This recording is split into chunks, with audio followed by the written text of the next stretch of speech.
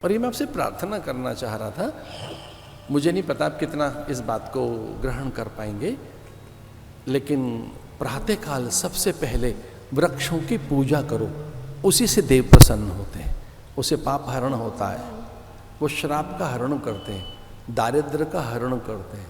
इसलिए हमारे पीपल की पूजा बताई है, वट की पूजा बताई है, आंवले की पूजा बताई है, तुलसी को जल देने की बात कही है, वृक्षों को जल देने की बात कही है, पाद पल्लव तक पहुंचने की बात कही है, सबसे पहले दूर्वा अंकुरों के चयन की बात कही गई है। सवेरे उठकर दूर्वांकुरों का चयन करो। दूर्वांकुर यानी दूब, ये घास के तिनके। यद्यपि दूर्वा लक्ष्मी को नहीं चढ़ती, दुर्गा को दूब नहीं चढ़ती, दूर्वा दुर्गा को नहीं चढ़ेगी कभी भी। सूर्य को बिलपत्र नहीं चढ़ता है कभी भी।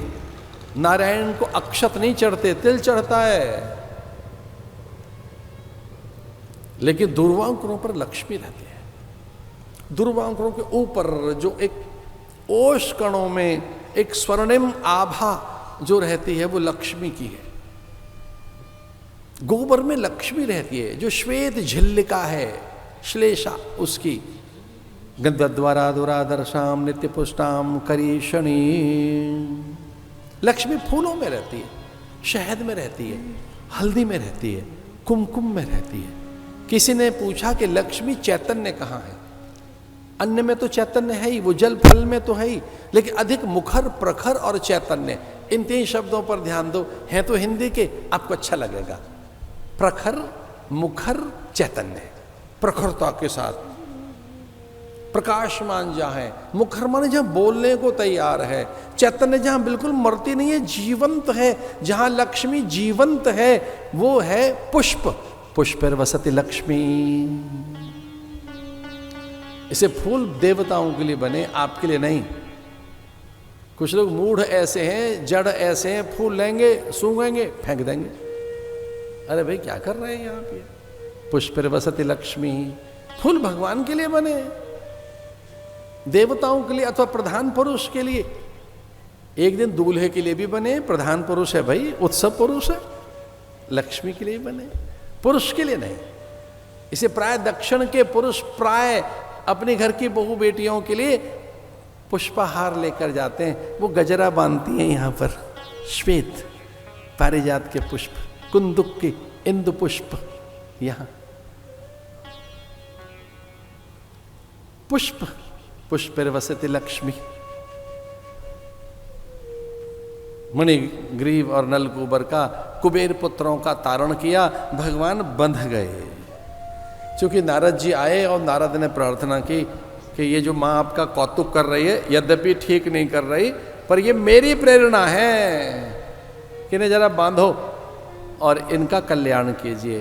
तो कितनी अच्छी बात भागवत कहती है कि प्राय संत और गुरु अथवा भगवान भक्त के बंधन खोलने के लिए खुद बंध जाएंगे। कुछ ऐसा करेंगे। लाउरी जेवरी अब यह बांधो, अरि मरम जान न बधावे।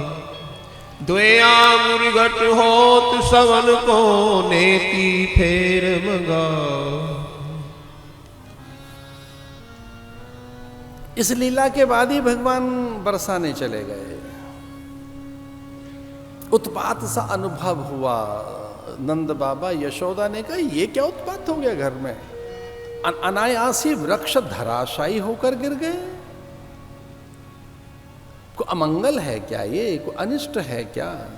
और आए दिन यहाँ कोई न कोई उपद्रव होता रहता है। मणिग्रीव नलकूबर का ये तृणाव्रत सकटासुर, वो अभिमानी सकटासुर, इस स्थान को त्याग देते हैं।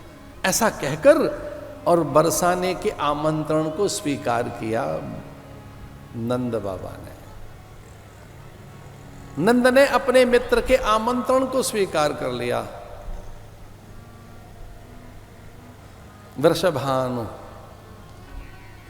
राजा वृषभानु ने कहा कि यहां कंस का साम्राज्य नहीं, ये जो नंदगांव, बरसाना, गोवर्धन, ये जो वृंदावन, ये मेरा राज्य है। ये वृंदावन मेरा है, नंदगांव गोवर्धन बरसाना मेरा है, मैं यहाँ का राजा हूं। अब यहाँ आइए तो कंस का भय भी नहीं रहेगा, फिर कंस को कर भी नहीं देना होगा। और इस प्रकार से श्री जहाँ विहार करते हैं श्री जी के क्षेत्र की ओर ये गोकुल के लोग बढ़ने लगे। न जाने कितनी गौएं, एक गऊ नहीं 9 लाख गौएं थी नंद बाबा के पास, 9 लाख। सबसे बड़ा व्यक्ति कभी वही था जिसके पास गौधन था, गोधन, गजधन, बाजधन। जिनके पास भूमि थी वही तो बड़े थे, जिनके पास गौ थी वही तो बड़े थे, अश्व जिनके पास थे, हाथी जिनके पास थे। और उससे भी बड़ा कौन था? जिसके पास ज्ञान का धन था, विद्या का धन था, जिसके पास ज्ञान था वो सबसे बड़ा था। वृषभानु के आंगन की राज्य की ओर ऐसे बढ़े वो व्रज की ओर। व्रज की सीमाओं पर ही वृषभानु और कीरति रानी उनके सम्मान के लिए खड़े थे। आदर किया उनका और कहा दूर दूर तक जहां तक दृष्टि जाती है आपकी, ये सारी गौओं के लिए वो भूमि आपकी, ये राज्य आपका, ये जो दिखता है सुंदर सा गांव, ये अब आज से नंद गांव है, आपका है, ये गांव आपका है। वो दूर जो दिखता है वो बरसाना, जब बरसता है रस वो बरसाना, जहाँ रस बरसता हो वो बरसाना हमारा रहेगा। बाकी ये नंदगांव आपका, वो दूर तक गिरि पर्वत, वो गिरि तलहटी गिरि जहाँ हैं सारे, वो गिरिराज तलहटियाँ आपकी, वो दूर फिर ऐसे आए लौट कर ये वृंदावन आपका, ये सब आपका। ये छोटा सा बस हमारा, हमारे निर्वाह के लिए, बाकी सब आपका। तो यशोदा ने पूछा नंद बाबा से कि हमें इतना क्यों मिल रहा है, इनसे पूछो कि ये क्या चाहते हैं फिर हमसे, हमें इतना देने के बाद इनकी मांग क्या है, फिर इनकी कामना क्या है। इतना न्यौछावर करने के बाद इनके मन में कोई कामना तो होगी ना। नंद बाबा ने कहा वृषभानु से कि मेरी भारिया, हमारे लाला की माँ ऐसा पूछ रही हैं कि इतना सब तो आप हमें दे देंगे, हमको क्या करना होगा। तो बोले वो हमारे मन में कामना तो है ही। तो वो कामना क्या है? बोले हमारी पत्नी कीरति रानी ने एक कामना रख दी है। वो क्या है? बोले आपका लाला कभी हमारे यहाँ खेलने आए, हमारी लली के साथ, हमारे श्री जी के साथ, हमारी राधिका रानी के साथ, कीरति कुमारी के साथ। इतना सा ही चाहिए बस हमको कि कृष्ण हमारे आंगन में आए खेलने, कृष्ण हमारे आए आनंद विहार करने। श्री के आंगन में कृष्ण का आगमन, श्री विहार में कृष्ण आगमन। राधा माधव चिंतन ग्रंथ में ऐसा लिखा है कि ब्रह्मा ने स्वयं महादेव की उपस्थिति में श्रीमती राधिका और कृष्ण का विवाह किया बाल्यकाल में ही, बहुत बाल्यकाल में। तब से वो राधा माधव हो गए। फिर राधा पर उनका अधिकार, राधा पर उनका अधिकार, वो रम्या, मौना, धीरा, गंभीरा, क्षम्या, राधा राशेश्वरी रम्या, रामाचे परमात्मन। वो ईश्वर की ही दिव्यता है, वो भगवत दिव्यता है। देवगणों की जिद थी कि हम आपको देखना चाहते हैं। ये तो कृष्ण का रूप है, कभी राम रूप है, कभी विष्णु का रूप है, कभी परशुराम है, कभी कूर्म है, कभी मीन रूप है, कभी मोहिनी रूप है, कभी हरि रूप है। अनेक रूप रूपाय विष्णवे प्रभ विष्णवे। भगवान महादेव की उपस्थिति में ब्रह्मा के सन्मुख होकर देवताओं का साहस देखो क्या हुआ।